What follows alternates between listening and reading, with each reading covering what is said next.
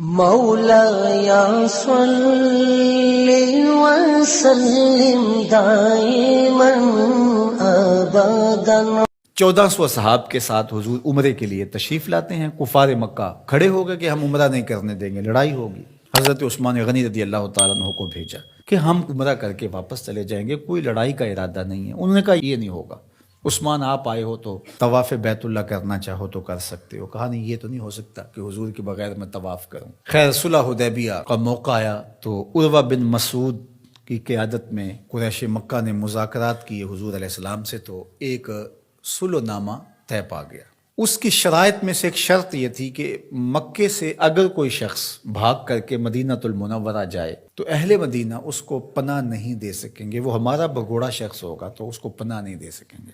اور اگر کوئی شخص مدینہ المنورہ سے مکہ واپس آنا چاہے تو اہل مکہ اس کو پناہ دینے کے مجاز ہوں گے۔ تو حضرت عمر رضی اللہ تعالیٰ عنہ اس شرط پر بہت پریشان ہوئے اور حضرت ابو بکر صدیق رضی اللہ تعالیٰ عنہ سے جا کے بات کی اور کہا کیا ہم حق پہ نہیں ہیں؟ کہا حق پہ ہیں۔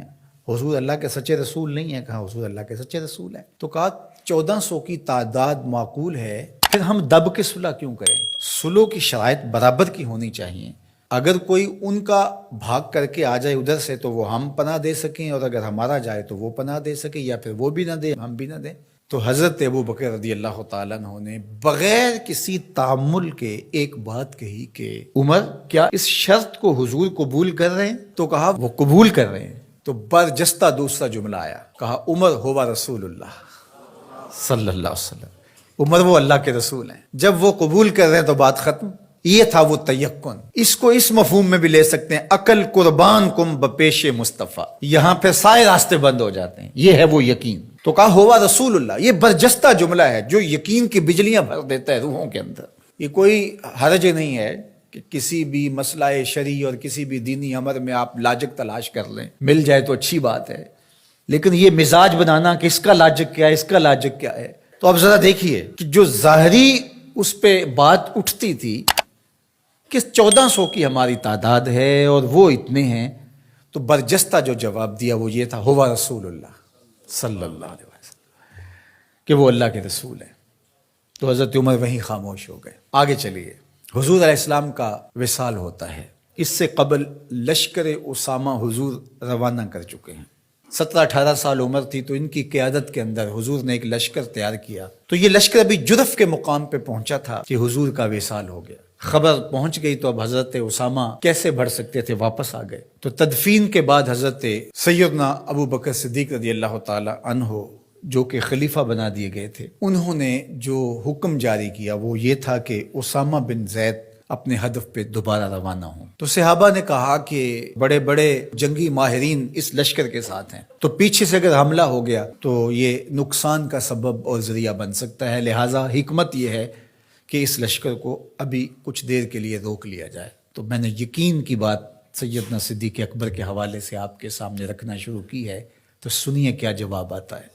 انہوں نے جواب میں کہا واللہ اگر مجھے یقین ہو کہ جانور درندے جنگلوں سے آ کے میرے بدن کی بوٹیاں بھی نوچ لیں تب بھی لشکر اسامہ کو بھیجوں گا، اس لیے کہ اس کو روانہ اللہ کے رسول فرما چکے ہیں۔ پھر اس کا نتیجہ کیا ہوا؟ جو قبائل پر تول رہے تھے حضور کے وصال کی وجہ سے، جن کے کچھ حوصلے بڑے تھے، انہوں نے سوچا ان کا کتنا سسٹم مضبوط ہے کہ یہ ان حالات کے اندر بھی لشکر کو روانہ کرنے کی پوزیشن میں ہے۔ اور جدھر لشکر گیا انہیں یہ خبر پہلے پہنچ گئی کہ حضور علیہ السلام کا وصال ہو گیا، لیکن انہوں نے سوچا کہ ان حالات کے اندر بھی لشکر حملہ آور ہو رہا ہے ہمارے اوپر، تو اس کا مطلب ہے یہ کتنے مضبوط ہو گئے ہوئے ہیں۔ تو لشکر بھی کامیاب اور بامراد مظفر ہو کر کے واپس پلٹا، اور کسی کو مدینہ المنورہ کی طرف میلی آنکھ سے نظر اٹھا کے دیکھنے کی ہمت بھی نہ پڑی۔ یہ سیدنا صدیق اکبر رضی اللہ تعالی عنہ کے یقین کا، اعتماد کا، بھروسے کا، اور حضور علیہ الصلوۃ والسلام کی ذات پر ان کا جو اذعان و یقین تھا اس کا نتیجہ تھا۔ تو یقین کی کائنات کا اگر کسی نے شہنشاہ دیکھنا ہے تو وہ ابو بکر صدیق رضی اللہ تعالی عنہ کو دیکھے۔ ان کی پوری زندگی یقین کی دولتوں سے بھری پڑی ہے، صاحب صدق بھی ہیں، صاحب یقین بھی ہیں۔ یقین کی جس عظمت پر وہ فائز المرام ہیں، تو ان کی گرد راہ بھی اگر نصیب ہو جائے تو یقین کی دولت نصیب ہوتی ہے۔